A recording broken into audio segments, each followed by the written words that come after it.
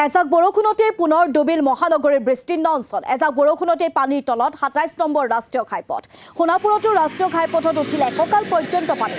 পানীৰ মাজতে আবদ্ধ হৈ ৰৈছে বহু বাহন বা ব্যাহত হৈ পৰিছে উজনি অভিমুখী যাতায়াত।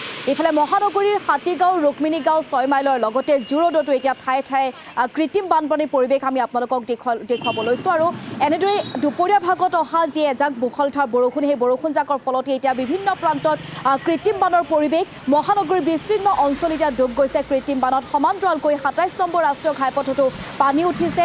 সোণাপুৰত এককাল পৰ্যন্ত পানী ৰাষ্ট্ৰীয় ঘাইপথত, যাৰ ফলতে উজনি অভিমুখী যি যাতায়াত বা যিসমূহ বাহন চলাচল কৰা হৈছিলে, সেই বাহনসমূহ আবদ্ধ হৈ পৰা পৰিলক্ষিত হৈছে। মুঠৰ ওপৰত আজিৰ দিনটোত গুৱাহাটী মহানগৰীতো বিভিন্ন প্ৰান্তত হাতীগাঁও, জোৰড, লগতে ৰুক্মিণীগাঁও সকলোতে এতিয়া কৃত্ৰিম বানৰ পৰিৱেশ দেখিবলৈ পোৱা গৈছে।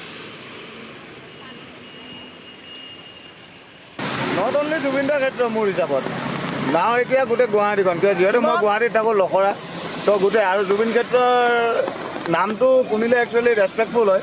চ' আপোনালোকে নিজে চাব পাৰে, এই তাৰলৈকে কেনেকুৱা পানী চাই লওক। হয়, ধুনীয়াকৈ দেখাই পাব। আৰু ইয়াতে সেইদিনাখন লাষ্ট আপোনাৰ দুসপ্তাহ আগত গাড়ী বাঢ়ি যায়, কিবা হৈ যায়। চ' একচুৱেলি এইখিনি কৰিব লাগে। আমি অসমবাসী ৰাইজে মই নিজে অলপ লাজ পাওঁ আৰু কি ক'ম।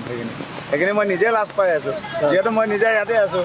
আৰু এইখিনি তেনেকুৱা অকল এদিনৰ চিটুৱেশ্যন নহয়, ইয়াতে যিদিনাখনে ডাঙৰ বৰষুণ হ'ব সেইদিনাখনে এইটো চিটুৱেশ্যন আপোনালোকে দেখাই পাই দিম। ডাঙৰ মানুহ যাই থাকিব, ডাঙৰ মানুহ টেনশ্যন নাই, ডাঙৰ মানুহ যোনফালে যাই থাকিব। কিন্তু আমি সৰুবিলাকে সদায় ভুগি থাকিম।